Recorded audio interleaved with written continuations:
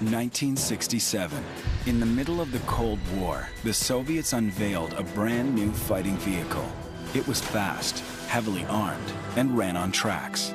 But the real surprise lay inside, where this new machine carried soldiers who could fire their weapons on the move. This was the birth of the tracked infantry fighting vehicle, the Russian BMP-1, built to survive a nuclear battlefield. The BMP was designed to fight a war that never happened.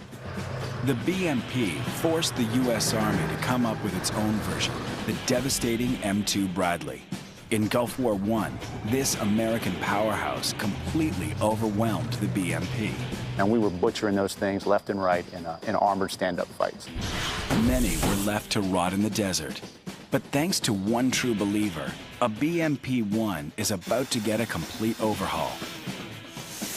With a tiny budget, volunteer crews, and not enough time. Oh, watch the camera, holy moly! This is one long, unforgiving mission. What's the deal? Again.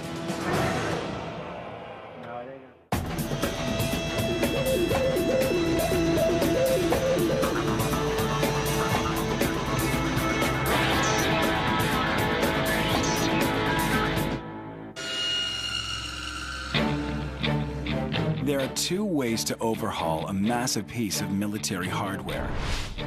The easy way, with a big budget and a big crew. Or the Greg Taylor way, with no money, a great group of friends, and as many guns as possible. Everybody's got guns out here. The sound of gunfire out here means the sound of freedom.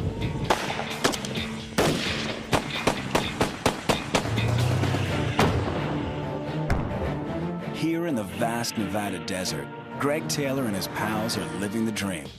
And they're doing it in a corner of the continent that has witnessed some amazing feats of engineering. This is also where NASA built and tested the Apollo rockets. This is great open space for having men's toys, or large boys' toys.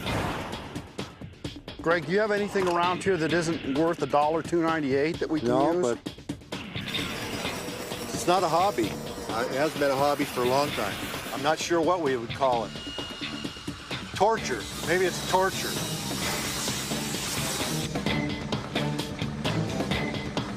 What the hell are you doing? But I thought I'd save us a little bit of your time. Who in the died and left you, boss?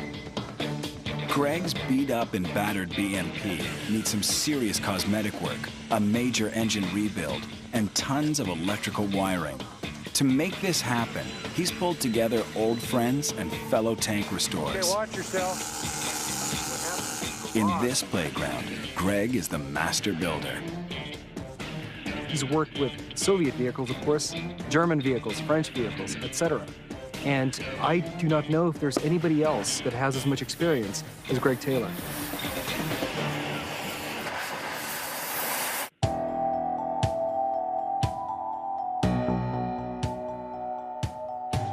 Yeah, I bought that vehicle sight unseen in England in 2003 and had it shipped in. But Greg can't work on his BMP full-time. He restores military vehicles at one of the world's largest private collections owned by Jacques Littlefield. It's a great job, but is a 4-hour drive from his own personal playground at his Paradis Ranch 30 miles northeast of Reno. Greg has spent years just trying to get started restoring his BMP-1.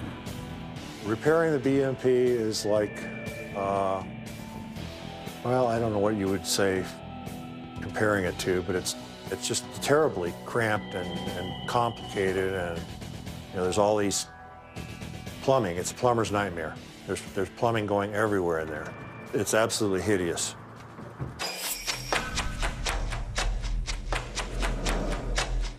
Appearing for the first time in 1967, the BMP was a major innovation on the battlefield.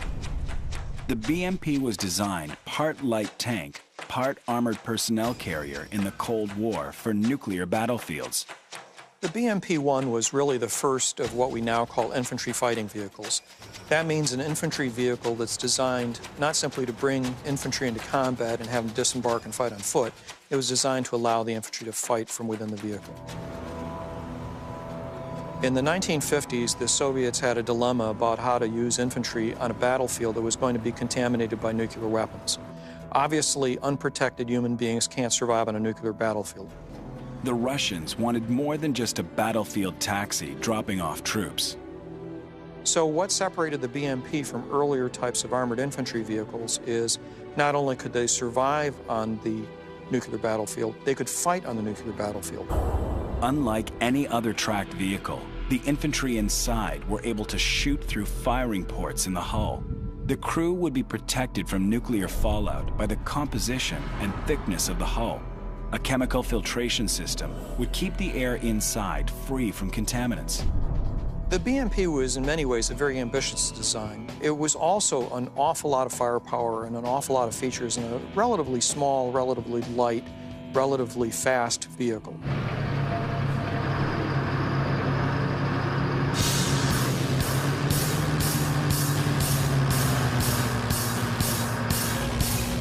In 1981, the American Army introduced their own version of an infantry fighting vehicle, the M2 Bradley. Even at 33 metric tons, twice the weight of the BMP, this vehicle could still match the BMP's top speed of 65 kilometers or 40 miles per hour. It has the capabilities to haul troops into battle and fight its way in and fight its way out. When the Bradley was first developed, it was designed for conventional warfare where the battle is fought by opposing forces from the front. In a current conflict, it's what they call an asymmetrical battlefield, whereas you can expect threats from all sides around you, 360 degrees. And so the Bradley and the BMP were kind of evenly matched at the time because the Bradley was new to the battlefield. Each had anti-tank missiles. They had the Sagger, we had the TOW. And we had fire ports for our 5.56, and they had fire points for their AK-47s. But that's pretty much where it ends as an equal race. After that, it became completely unfair. The Bradley evolved quicker and faster than the BMP could even begin to keep pace. All the U.S. military skill and technology quickly came to bear. Building on what the BMP had introduced, the Bradley took it to the next level.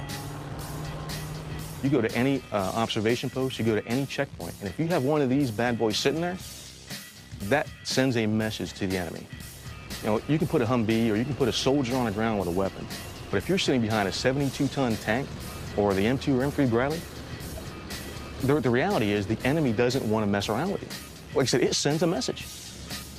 Equipped with a 25mm cannon, the Bradley's main gun can fire 200 rounds a minute, both armor-piercing and high-explosive. But the real beauty that the Bradley brings to the urban fight is when you drop the ramp and those 7 flat-bellied, barrel-chested, steely-eyed killers come rolling off the back with some of the finest led soldiers and best-trained soldiers in the world. That is really the equalizer to the enemy force that the Bradley brings. There's no other vehicle on the earth that delivers that kind of lethality, pinpoint accuracy like the Bradley does. Bringing the troops to the fight was the BMP's innovation. Protecting them was another story. The BMP's armor was a lethal liability because the troops sat either side of the central fuel tank and ammunition store. All of the ammunition is lined up underneath the turret. If they get penetrated through the very thin side armor, all that stuff blows up, and it blows up right next to the fuel tanks. So the BMP is a very impressive design in its technical features, but it's very, very vulnerable if it's used in an environment where its weak side armor or weak rear armor is exposed to the enemy. When it comes to armor, the M2 Bradley is an impregnable fortress. The basic level of protection of the vehicle is steel armor that's added to the front and sides and top of the vehicle. And that provides 30mm protection from opposing forces.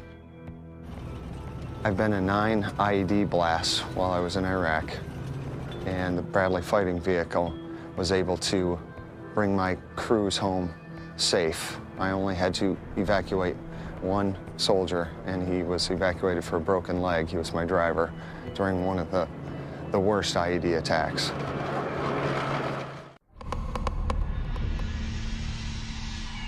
Built in the 1960s, Greg's BMP has driven a long, winding trail, all the way from Eastern Europe through the Middle East to Western Nevada. In the 1980s, it fought in the Iran-Iraq War. During the 1991 Gulf War, the British Army captured it from Iraqi forces. They brought back a few samples and they tested them, and they were evaluating the Russian technology at that time, because there hadn't been a lot of these captured until the 1991 Gulf War. This is one piece of equipment that didn't spend life on the sidelines, and it's got the scars to prove it. Oh, the damage we have on this BMP, I believe, was incurred in the Iran-Iraq War. The damage you see here is quite deep into the armor plate. There's a gouge right here. There's also a big dent back here. So there was quite a bit of damage to this vehicle. For the first phase of his restoration, Greg pulls in Roy Robertson. He's got a lot of knowledge and mechanical knowledge of the Russian equipment, because we worked together on a lot of that over the years. The first step in the restoration is sandblasting off the years of paint, dirt, and rust. Greg needs to get the BMP down to bare metal. When you're working on a tight budget with less than state-of-the-art equipment, sometimes even the simple things can go wrong. While we were sandblasting here, Greg Taylor had his hoses over here, didn't realize we had broken an air line right here that feeds his mast, and then I ran over to spot what it was, and sand's blowing everywhere. So then I immediately head over to the machine, the pump, and shut everything down.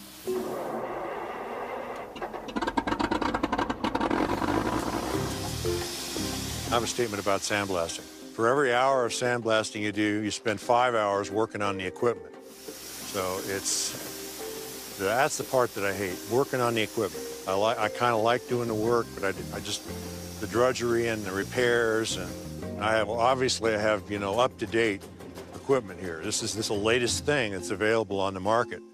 The hardest part, probably throwing these sacks of sand, you know, so as you get older, it's a little harder on the hemorrhoids.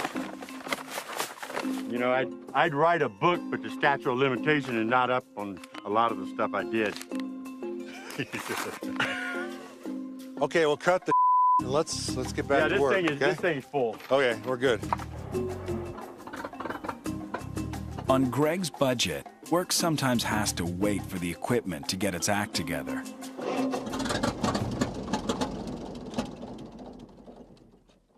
Now what's wrong? The fuel's on. Yeah, it is.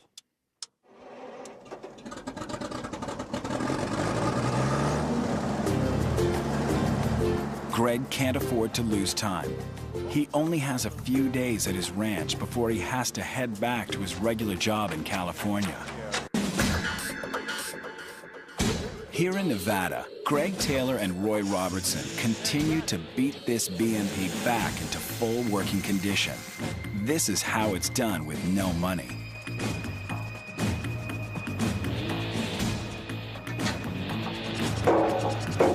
There it's in. About 3,600 kilometers or 2,200 miles away from Greg Taylor's sandbox is the BAE Systems plant in York, Pennsylvania. At this state-of-the-art facility, they're rebuilding M2 Bradleys to get them back to Iraq. Since we're in a time of war, the op tempo has increased significantly for the Bradley fighting vehicle. Approximately 120 vehicles a month, an average of about 8 a day that we'll be producing.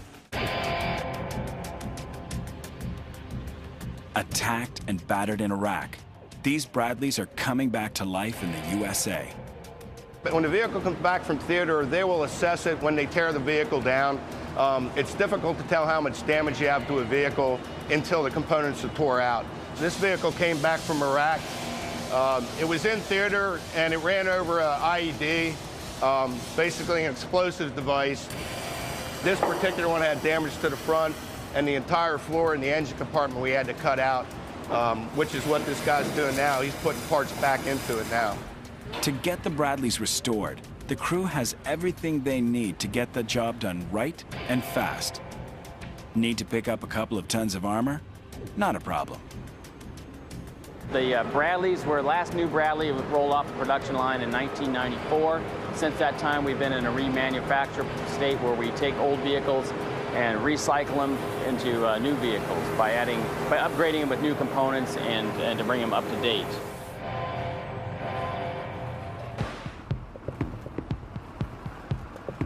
But deep in the land of Greg Taylor, restoring a single BMP-1 is a whole different grind. I did purchase an engine for it, so I'm really hoping the engine is okay and it's not. I've been assured that it is a good engine. However, you never know until you actually are ready to start it up and run it. Greg is driving home to Nevada from his job restoring tanks for collector Jacques Littlefield. He's been making this out-of-state trip about every 2 weeks since 1994. Greg's love affair with military metal began when other kids were still messing around with plastic models. I ended up actually inheriting an old 1941 Dodge weapons carrier, which I basically got running and cleaned up and painted and drove to high school. Greg eventually graduated to owning bigger vehicles and finally, tanks. The first tank he owned was a T-54. I drove that tank for many years and used it in film work, such as Tank Girl and Courage Under Fire and Mars Attacks and a couple of other ones I don't want to mention, but let's see where our cables are. Okay.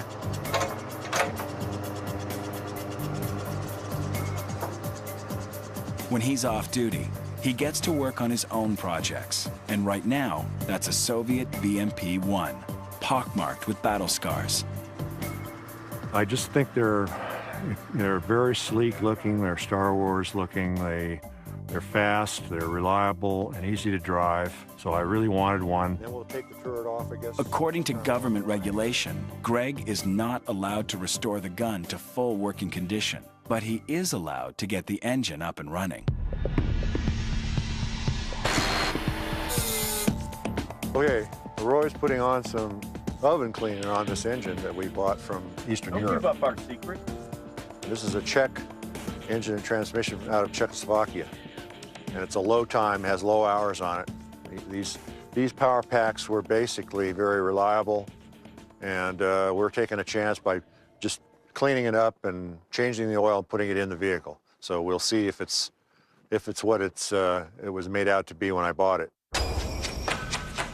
The BMP's engine is a 300 horsepower, 6-cylinder diesel made in Czechoslovakia. Greg can't be sure this second-hand engine will work, but he knows the original models were solid, dependable designs. In fact, I have a friend that has a BMP, and they've been driving it around for 15 years and never had the engine apart or out. Just incredibly reliable. Better get doing it before it freezes up the pressure washer. We're right now, I think we're about 40 degrees out here in northern Nevada, and we got to get this done so we can put this puppy in there. We're in Nevada. I thought we were in Siberia.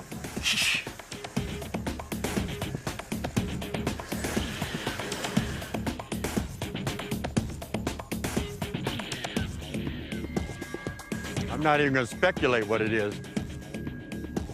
Yeah, it looks a lot better. Look in there. That was all. Sure. Remember, it was all black. That looks like brand new. Yeah, it does.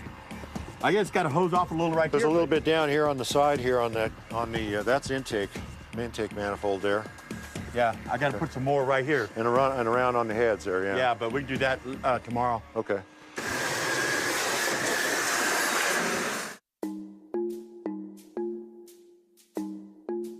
But even on a no-budget tank overhaul, Greg still needs to buy parts and pieces that can't be found in the local hardware store. When you're in a small business situation like we are, you have to do what's called creative financing. So sometimes, I'm shuffling things around and it's not too bad. Sometimes we get caught, especially when you have to come up with $3,000 for a new engine, and that sort of thing. I saw the UPS truck come in again today. Yeah? What was it? It wasn't something for you? No, it wasn't something for me. That's why I'm asking. Okay, well, Okay. it was cheap. Okay. I ordered some bolts for the BMP deck. Okay, well, what credit card did you use? The home card or the... They're all full. Okay, it's not the home card or the business? I used the business card. Okay, that's good. All right, well, that's all I needed to know. We're fine. I don't have to move money today.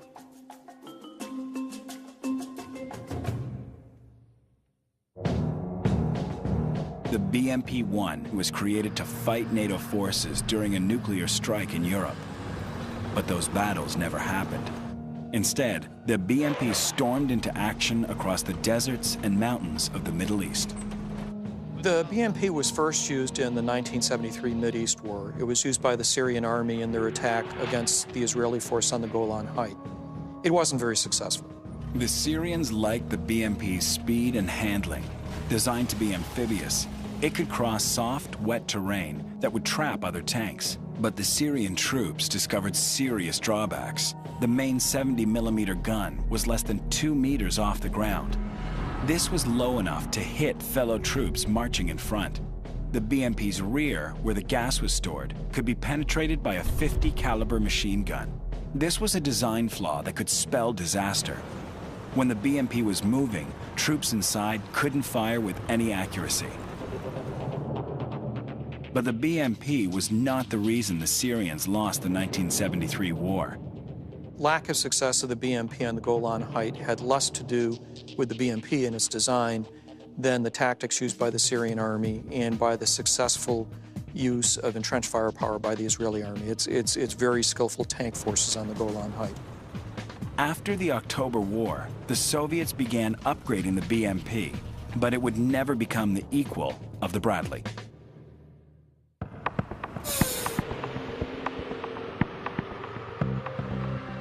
For Greg, working on an American unit would be much easier than his Russian BMP.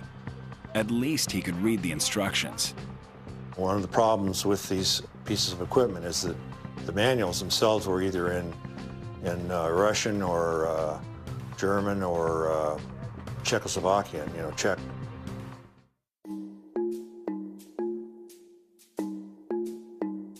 It's a new day in the Para Mountains. Greg Taylor is called on his gang of volunteers to overhaul a Russian antique, a Cold War relic, a veteran of the Iran-Iraq War and the Gulf War. The first ever infantry fighting vehicle, the BMP-1. But it's not all fun and games in the land of heavy-duty tank overhauls. Is this thing plugged in? It might be. Supposed to be. Maybe it's broken. Greg, do you have anything around here that isn't worth $1.298 that we can use? No, but, that's... All right. Huh. That's odd. Probably broke. So I do really need to go spend some money on some tools. It would be nice if there was more money to build a bigger shop and buy more toys, but, I'm happy with what I have, so we're fine. The BMP has been sandblasted. The engine has been cleaned. Today, Greg's gang will attack the bodywork and battle damage and get the turret ready to come off. This is that nickel weld, so, it's harder than hubs of hell, so you gotta just kind of chew at it the best you can. I can't even cut this off, it's so tough. Okay. And then when you get down to where it's like that looks good, use the little grinder to finish it. All right, so I'll do them one at a time. Yeah. To share the pain and the glory, Roy Robertson is back on site. Also here today are neighbors John Glather and Bruce Cote. I usually get up every morning and try to decide what can make me the most miserable every day. And then I usually come up here and see Greg. He gives me something to do. We couldn't have restored Volkswagens or something like that. No, that'd be too damn easy, wouldn't it? Bruce Cote is an ex-sheriff. I've known him for a number of years as well, and he lives down the street here. So he kicked me in the butt and got me going, and it's a good motivator. This thing was way beyond before we ever got it, okay? Well, that's the only thing we got. If you want to drive this thing, Bruce, it's going to be a lot of work. That's all I can say. All the guys are here because they believe in Greg and his mission to save these vehicles from history's junkyard. And he's so meticulous as when he's restoring it back to its original condition, you know. I mean, he really is. He's overworked is what it is. But he is a good restorator. One of the best. Greg and neighbor Don Glather cut, torch, and grind, while Roy and ex-sheriff Bruce Cote remove the bolts and linkages, keeping the turret in place. I'm cleaning the out of the bottom so we can get to the nuts. I've got rusty nuts in the bottom of this thing, okay?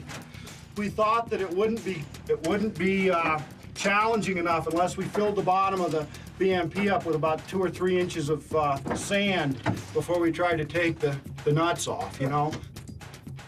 During the ordeal inside, Bruce finds a reminder of the BMP's battle history. No, I'm serious. There's bullet holes through the bottom of this. Somebody must have been shooting at this at one time.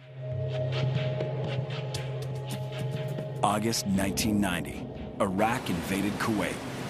5 months later, led by the United States, a UN-backed force confronted the Iraqi army. The Iraqis were still using original BMP-1s, and they were no match for the American Bradley. There were many instances of Bradleys encountering BMPs during the 1991 Gulf War, and the results were very one-sided. And we were butchering those things left and right in armored stand-up fights. They would come across an armored column, they would destroy the lead and trail vehicles, bottling up the enemy in between. And if the enemy was on equal footing or anything, it wouldn't have mattered. I mean, they didn't stand a chance. It was completely unfair, and that's what we strive for.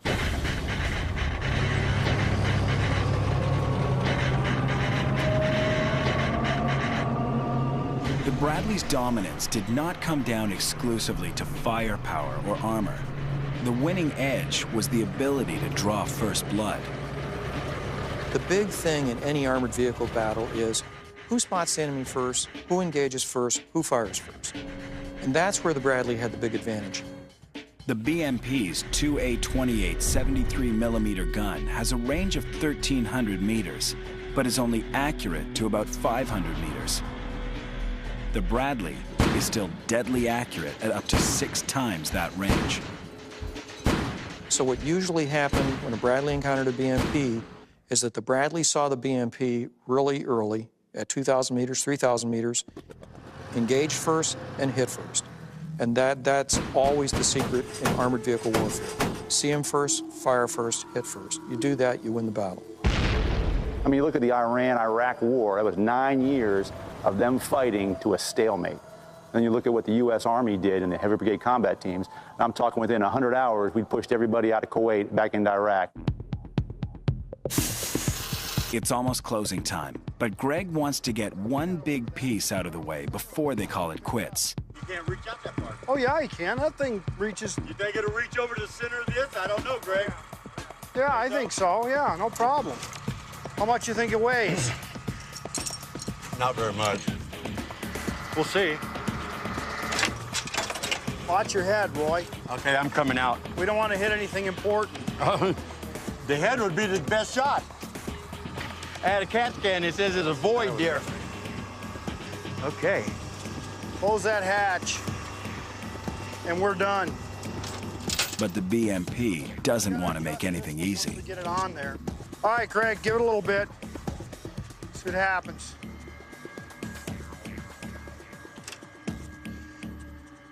Hold it, Greg, hold it. Hold it, I gotta go inside, there's something wrong. Something might be.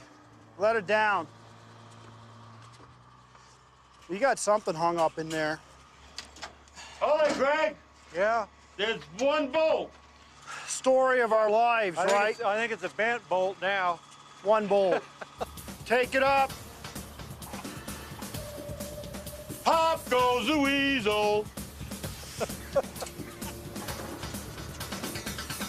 We're gonna put it on stands, go inside, and finish stripping out everything that's there, all the electronic components and stuff, and go through all the wiring systems and pull it all out, and then we'll sandblast inside. make it beautiful. Just cleaning off the remainder of the paint that's left on the gun mantle, just off so that the paint adheres a little bit better, you know. Turn's in excellent condition, really, for something this old that's been set out in the weather this long. You know. No big bomb holes in it or anything. Pretty good.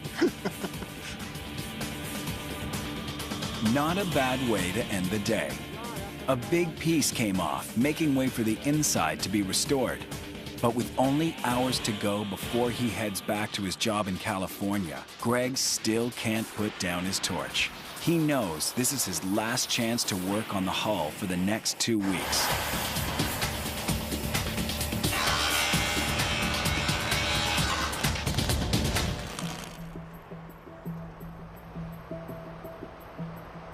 Back home from 2 weeks in California, Greg and his buddies get ready for the next phase of his BMP restoration.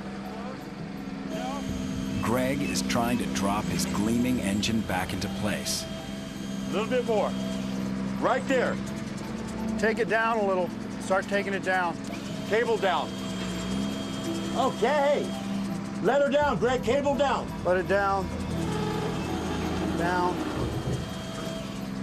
Back up a little. That's it! No, it's not it. Take it up a little. Okay. Want to pick it up? Greg! Yeah. All right. Take it up just a little bit. Huh? Maybe boom it back a little The bit. grime and rust from 2 desert wars have been stripped away. Now the BMP gets prepped for a paint job. This red is just the primer, a standard color with bodywork. As hard a work as it is, there is a gratification to this, and that's when you get done and you stand back and just look at it, man. It's running good and looks good. That's the rewards that you get from this.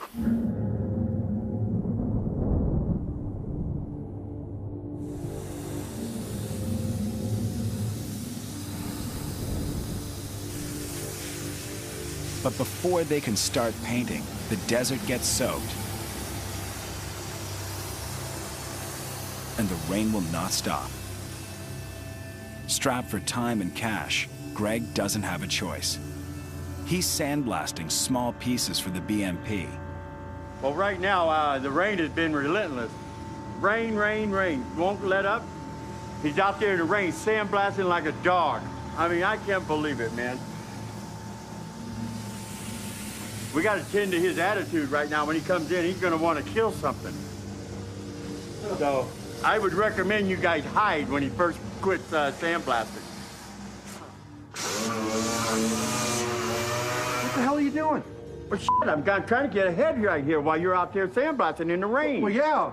I told you we were going to sandblast that. Yeah, but today. I thought I'd save us a little bit of time. Who in the died and left you, boss? You do it all yourself. I don't give a if it never gets done. No, I'm okay. Later, I'll kill somebody. It hasn't stopped raining for 5 days. And this is like, normally it's like 95 degrees this time of year. So, Nevada, that's why I moved here, to get away from that. See, and here we are. And we're trying to get work done. So, you know. To finish the BMP, Greg wants more than shiny, pretty surfaces. He wants the inside looking as good as it does on the outside. This is my hobby, and this is what relaxes me. It grounds me, not to use a pun. Yuri is a project manager in Silicon Valley at one of the world's most successful and celebrated internet companies. He and Greg met while working at the Littlefield Collection in California. A wizard with outdated technology, Yuri is Greg's best hope for restoring the BMP's radio. The vacuum tubes are glowing, and you can measure capacitances, resistances, inductances. You can't do any of that stuff with computers. You can actually get your hands on the electronics and the technology of these radios that were made in the 1930s and the 1940s, and that's powerful for me.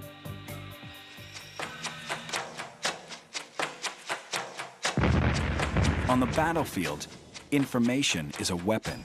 It's as critical as ammunition or troops. By the time World War II started in 1939. The Germans had a full command and control structure to guide their tanks. You had a command tank. Every battle tank had a transmitter receiver. The airplanes had radios. Airplanes would fly over, transmit the enemy's position to the command tank. The command tank would dispatch the battle tanks. 50 years after World War II, information on battlefield positions is still essential to winning. In the 1991 Gulf War, the American Army learned that vital lesson. Communication across a theater of action was essential to a coordinated attack. Fighting against the BMPs, the Bradley's communication technology was head and shoulders above the Iraqis. Computers, GPS, and solid-state technology handily defeat the BMP's 60s-era comm systems. You're spread wide across the battlefield, so you've got a lot of independent operators out there. You know, your platoon leaders, platoon sergeants operating groups of 4 Bradleys at a time, and to control that and those fires, because these fires reach, 3 kilometers. So if you're firing out a sector, 3 kilometers with an armor-piercing round, you could ruin someone's day you don't want to mess with. Lieutenant Colonel Bill Sheehy commanded a Bradley before they went digital. It was just analog. We talked on radio to each other. We had flags we would signal with. The current A3 Bradleys use highly sophisticated digital communication systems. This allows us to link all the weapons platforms, the Bradleys and Abrams, together to maximize lethality. These Bradleys were built with lessons learned from the Gulf War. And in that, we had a tactical navigation system, we had a laser rangefinder, and many other enhancements that helped us be able to shoot, move, and communicate on the battlefield. Since then, the A3 has been introduced, which allows us to track 2 targets at the same time and kill 2 targets almost simultaneously.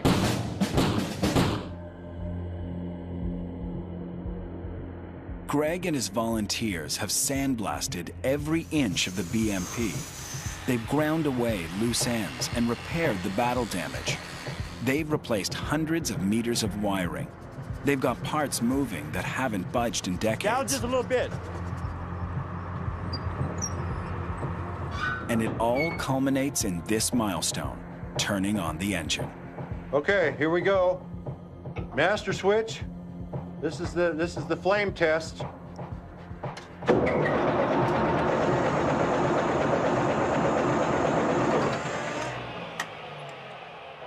Come on, baby. Okay, what's wrong here?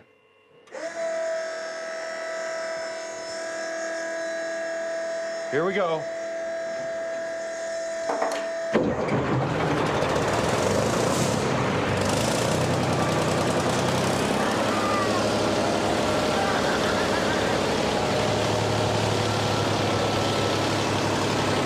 Incredibly, Greg's mail-order check engine has exploded to life on the second try.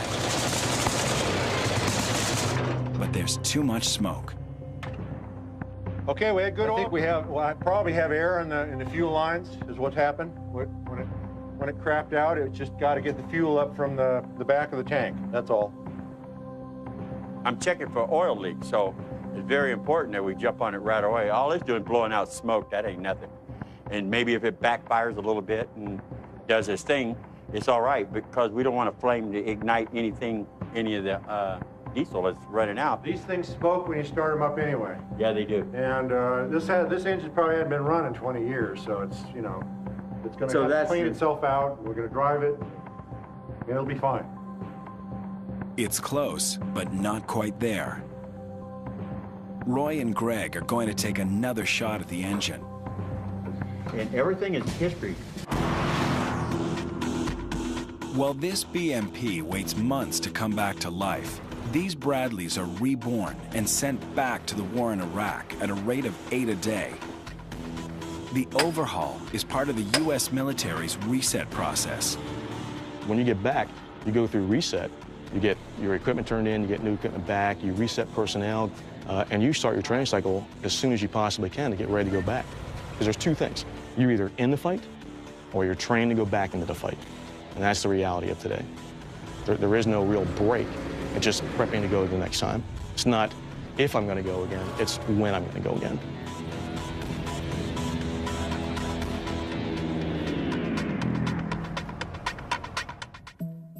Since Greg Taylor started the tank overhaul on his BMP, the BAE plant has repaired or upgraded close to 500 Bradleys. Well, I'll tell you one thing right now. If we don't get this thing running right now today, we're going to jump in that T-55 and we're going to go blow some up, because that'll really make me feel good. There's something wrong with the BMP's engine. Greg and Roy are working their way through a maze of Russian wiring, tubes, and pipes. We're not getting fuel through to the heads right now. We got it in the filter, but we got the governor that's low on oil right now. We think that's what's blocking off the engine right now from getting fuel. So I'm going to put oil in the governor, and hopefully we'll be back in business.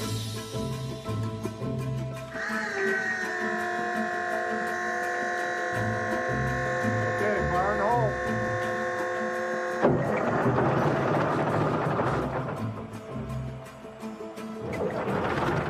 Even the best tank experts can be mystified by their machines, and they don't get to call 1-800 for customer service. Almost, it's like it's not getting fuel. Well, it's not. You know, it's because and you got the fuel pump on. Yeah, but the rod that controls the fuel to the injectors is not moving. They're just sitting there.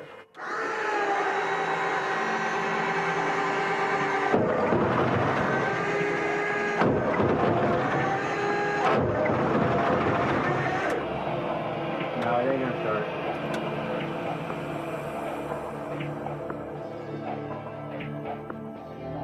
Well, I have to make a call to somebody that knows about the BMP engine if the rod freezes up. And he's probably gone home by now. And I was gonna go join Iraqi National Guard. Look, I ain't gonna do nothing now. They got crappy equipment. And of course, the manuals don't show anything. They don't tell you how to, if this happens, how to fix it. They don't tell you. They just tell you how to run the optics and turn the turret around. They don't give a if it runs or not. You train your monkey to do that. So much for the toast.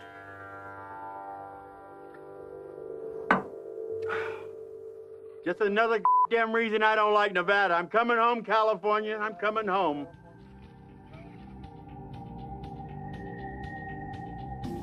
Greg has lost this battle, but he's determined to win the war.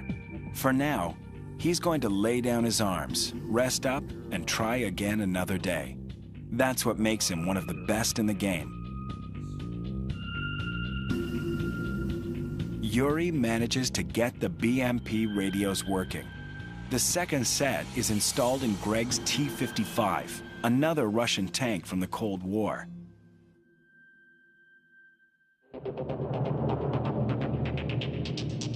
The good thing about working with Greg is, if the restoration doesn't work out, at least you still get to play. Кидается железная крыса, вперед! Хорошо, вперед! Командир на приеме! Враг на 10 градусов, на восток! Поворачиваем башню!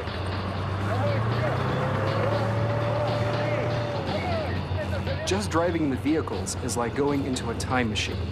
But when you get the radios working, it's like adding an extra dimension to that time machine.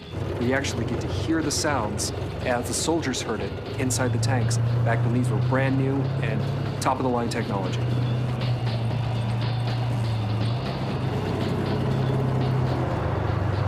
After a lifetime of repairing busted vehicles, Greg has no illusions about how much more work and struggle are left with his BMP. They used to say that, you know, you do what you love and the money will come. That's not true anymore. The money doesn't come. With Greg's passion and dedication, the BMP will one day be back. But right now, he has little time to worry about how exactly he's going to get his BMP finished. It's Sunday, and he's got to head back to California to be at his job Monday morning. He'll return in 2 weeks, ready for another round on the tank overhaul battleground.